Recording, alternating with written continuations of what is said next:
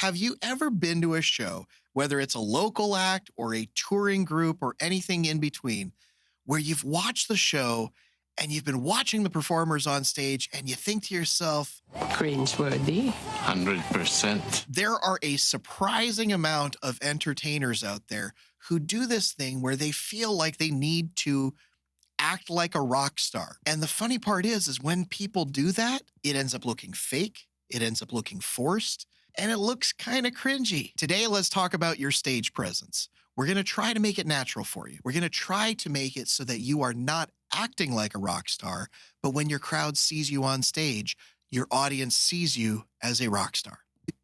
Welcome back to Danny Robertson Music, where we're helping you be the performer that you're meant to be. I'm Danny. Thanks for joining me, as always. Today, we're going to talk about stage presence.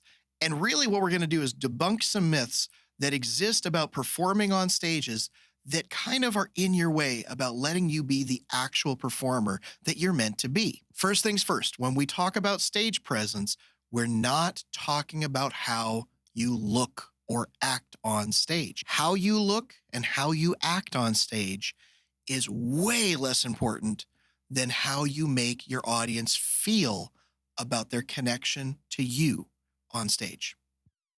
When you start to dive into stage presence, the first thing I suggest you look at is your own personality, the personality that is uniquely you and the way that you would behave in a normal situation. Then what I want you to do is level that up. Make it the best version of yourself on stage. You can compare it to like when you would go for a job interview. You want to present your best foot forward, but you don't want to not be you. The version of me that you see on stage is the same thing as what you'd see in a regular conversation. It's just bigger. Don't try to adopt a persona on stage unless your whole show is about that. Just take your natural personality and bump it up a little bit. Make it bigger. Make it 10% more. Next, I want you to think about your show like it's a little bit of a marathon. Oh, I feel like I've run a marathon. Now, what happens in a typical marathon or any kind of run or athletic competition like that? There are points where you are running hard and then they have you stop and get a thing of water, maybe get a towel, wipe yourself down, reset, and go again. That's how you can operate within your live show.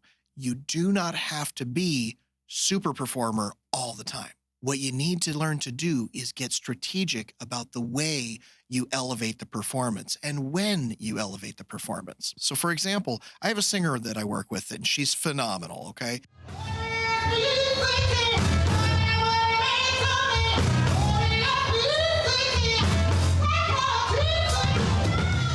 She sings every song really well, but there are specific points in the show where she makes an extra effort to either get off stage or do something special in the performance part of her show. Sometimes she'll go out and grab a few people and start a conga line.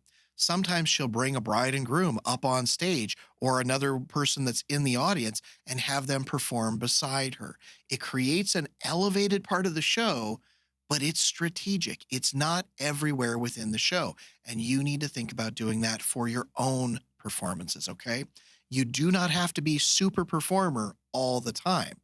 You have to learn to strategically place those moments. One thing that I learned as I was getting older is that I used to put all my energy into trying to dance and jump around and sing and get the crowd going all at the same time. And I would do it for every single song. It got to a point where I got old enough that really started to hurt my body. So as that started happening, I started getting more strategic about how I went about doing that performance. So when I'm on stage, it looks like I'm very high energy all the time, but the truth is I've strategically placed my high energy moments.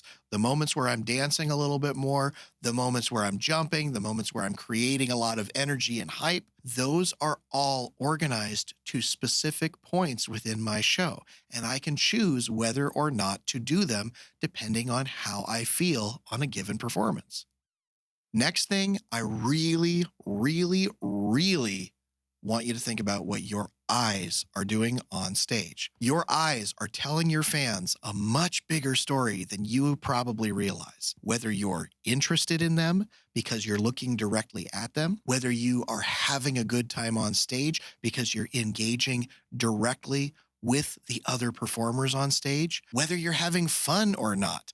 You can tell that based on somebody's eyes. If the eyes look like they're having a good time, that fan, that person in the audience, they are subconsciously going, I guess I'm having a good time too. But if your eyes are telling the opposite story and you're not having a good time and you don't want to be there, your fans are going to think the same thing. Boring. Mom, cringe. In your next show, practice looking around, paying attention to your bandmates, paying attention to specific faces in the audience. Don't just look out at the crowd. Find a face, look at a face, smile at that face. Show them you're having a good time, which will make them want to have a good time. And the funny part is there's an easy way to tell if this is working. If people start engaging with you, that means that people see you. People come up to me all the time. They're asking if we can play a particular song or if I know somebody that's in the band. They always come up to me. You know why? Because I'm the one looking around. If you have trouble doing this, there might be a couple of reasons why. And that is my next point. It is virtually impossible to be an entertainer on stage if you're constantly thinking about lyrics or sheet music or the way your fingers are supposed to be on a fretboard. If you're doing that from the stage, you're only giving your audience half of a performance. You're not entertaining them. You're simply playing music for them. While these things are amazing for helping you get through rough spots, they can also be kind of a crutch. If you don't bother to learn lyrics ahead of time or even try to just simply know the music, that's where all of your focus is going to go when you're on stage. You're not going to be looking up at the audience. You're going to be looking down at a piece of paper or a tablet or a phone. And it's pretty darn obvious that it happens a lot these days. I'm not saying I'm immune to it. I'm guilty of it too. Everybody is a little bit, but we can all do better. We can all try to memorize the music that we're trying to play, memorize the lyrics. We can know it a little bit more ahead of time. And that will allow us to open up the floodgates for the performance.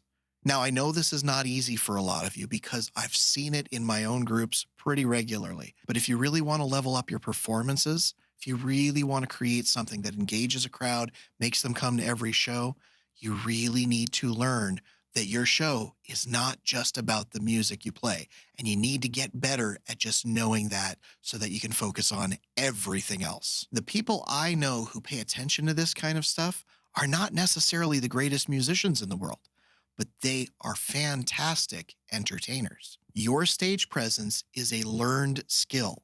It is just like having to learn how to play the notes on the instrument that you choose. It's not a birthright. I wasn't born with it. Nobody is. It's something you learn to do with your performance. It becomes part of the skill set that you are trying to do as a whole, well-rounded performer. Practice your stage presence like you would practice your music. Get it right at home so that you can do it really well on stage. And if you need more help with this, I have some great tools that can help you. Just check out DannyRobertsonMusic.com. So that's it for this week. Work on your stage presence and get out there and be that entertainer. Be that performer. So best of luck to you on that. Have a great next gig, and we'll see you soon. Take care.